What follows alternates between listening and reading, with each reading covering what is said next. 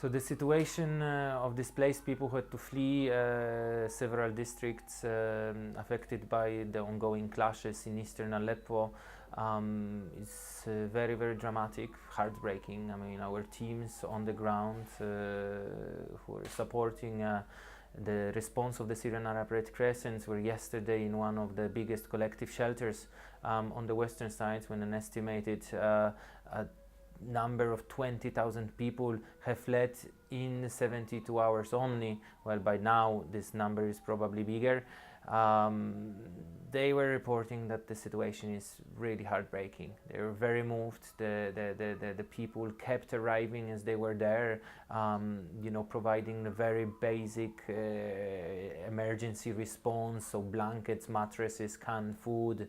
The Syrian Arab Red Crescent was providing medical aid with the mobile health units, with the first respondents, because many of the people came absolutely traumatized, very tired. Many of them were covered by dust.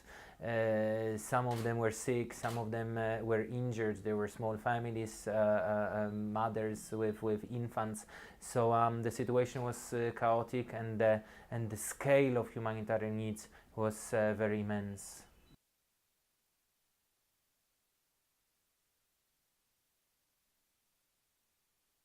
Jibrin collective shelter is the place without electricity, without water, without phone coverage. Many people have, of course, the relatives with whom they cannot really get in touch. They're tired. They struggle to get warm. So pretty much everything is missing. Yesterday, for instance, we dispatched the water and sanitation technical teams to the place to see how we can temporarily improve the living conditions. So to create.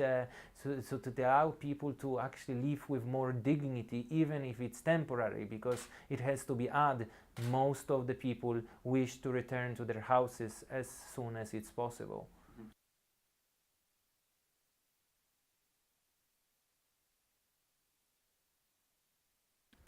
Well, certainly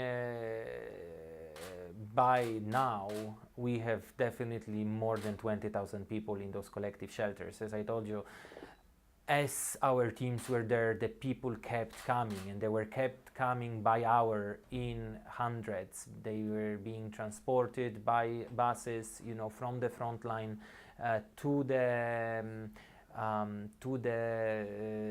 collective shelters. Also, we also fear that longer the fighting persists, more intense it will get. We will see many more, thousands more people possibly on the move, not only from the eastern districts towards western districts, but certainly, and this might be already the case, from the eastern districts affected by clashes to other districts in the eastern side as well.